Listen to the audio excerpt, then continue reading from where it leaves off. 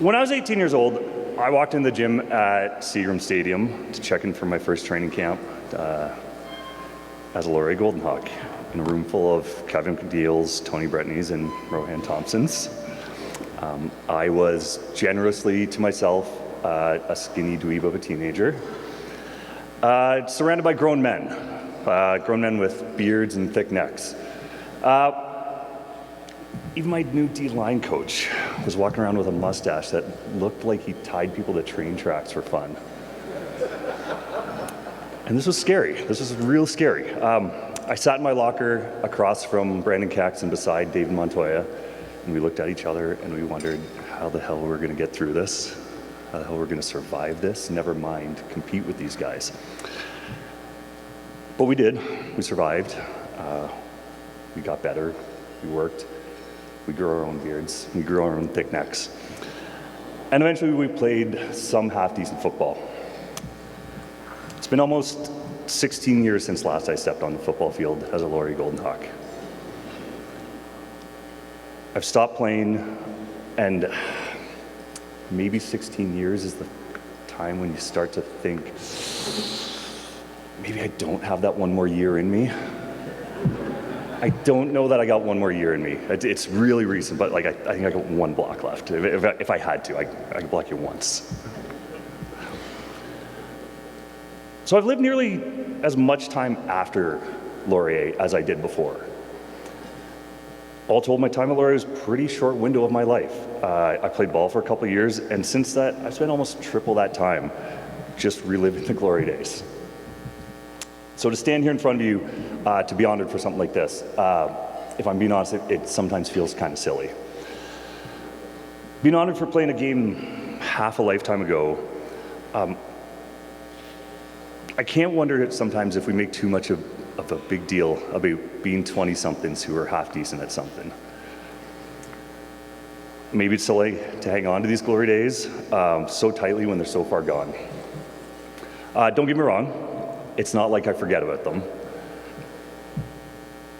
If I close my eyes, I can smell the musty locker room carpet. I can just barely taste that weird plasticky air when you suck that last bit of air out from the ice bag before slapping it on your knee. And I can feel my foot stick to the floor as if it's the back bar at the turret, and it just feels like home.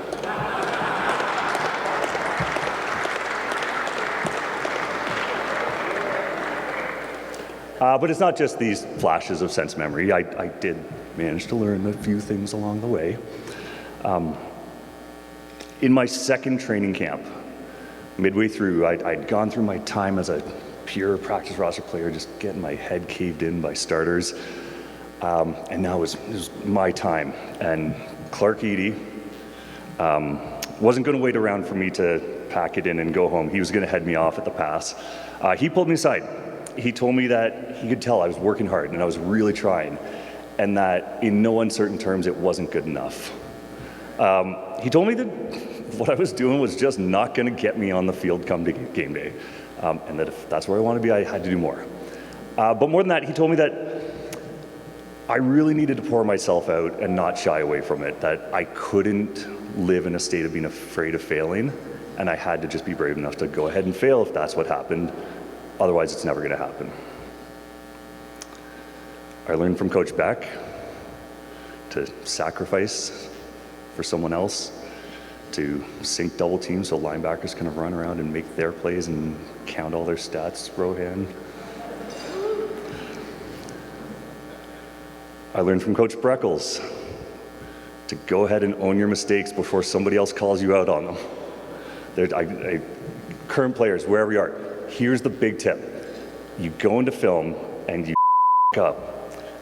Get it before the coach does. Just get, Coach, not going to do it again. I tell you, V, that's what he wants to hear. All these coaches, it's V especially. V hates being the one to tell you this. He loves it for you to tell him, okay? From Tuffy, I learned a very important football lesson. Just run the dang ball. After my playing days were over, I had the extraordinary fortune to coach alongside Gary Jeffries. One day before practice, I had some time to kill, so I was sitting in Coach Jeff's office, and we were just hanging out and shooting the shit. We were talking players and the team and practice plans and life. And Coach Jeff let me in on his big secret, and I hope you don't mind me sharing too much right here. But that day, Coach told me that the real secret to doing well with something, the real secret to success, the real scary thing, maybe the scariest thing that you can do in life is to really commit yourself, to really allow yourself to love what you're doing without any reservation, without any cynicism. And it is scary as hell, and it is really easy to bail out on. But it's something that I've gone back to for the rest of my life with my family, with my career, and just with the life that I want to live. And my mind slides back to that day again and again. So thank you. Before my very first game that I ever put on a jersey and actually hit the field as a Golden Hawk, I was sitting next to the aforementioned Dave Montoya as we shit figurative bricks. And my dear friend, Josh Alexander, sat down between us and he looked at both of us and he said, "Guys, you nervous?" This was before he had his southern drawl that he now has. This is when he just talked like the rest of us. He said, "Guys, are you nervous?" And yeah, we were nervous. He looked us both in the eyes and said, "Guys," and he gave us the most impactful, the most succinct advice I'd ever received since or before that. He looked us in the eyes and said, "Just ball, baby. Just ball." Of all that I remember from these days, though, the funny thing is, I don't remember playing football. I remember the bus rides to and from the stadiums. I remember a room of us getting our ankles taped, and I remember the relief of cutting that tape off a couple hours later. But I don't really remember much in between. And I think ultimately it's because reliving that part of those glorious days, talking about the plays we made and the games we won and the games we should have won, that part actually is kind of silly. That's the part that is fast and long ago, and it doesn't persist. But what does persist? What's still here with us? What's here with us in this room right now is us being together in this room.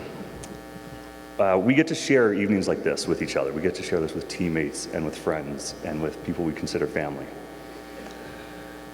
We get to connect to each other across generations, and every now and then we all get to come home again. I look out and I get to catch up with Bex, real funny guy. I get to connect with Gavin, probably the best roommate I ever had, if only because he just shut up and went to bed at a reasonable hour. I reach out to Kex when I move and I need, hey, I gotta park a truck in a no parking zone and I need somebody to help me get this mattress out of here real quick. I get to see Shamad, who part of me still sees as just this absolute brat, who turned into this absolute stud and is now a father and a grown man, a grown-ass man. I look around and I see players that I coached who are giving back to this, and man, if that doesn't make me feel old. When I need help from somebody to make myself better, to do better with what I'm doing in my life, I've got a contact list of people I can reach out to for the really important stuff. Bro, again, thank you. I wouldn't even call this catching up or connecting, but I get to be here with Madge, one of my oldest and dearest friends, who I get the pleasure now of working alongside this fall as we coach and teach together. Madge, we need to hang some banners or I'm out of there. Mostly, we get to sit together and we get to laugh together and we get to continue to grow old together. And we get to grow old still holding these connections to each other. And that's what persists. And to me, that's what really matters about this. And so for this, I'm eternally grateful. Thank you.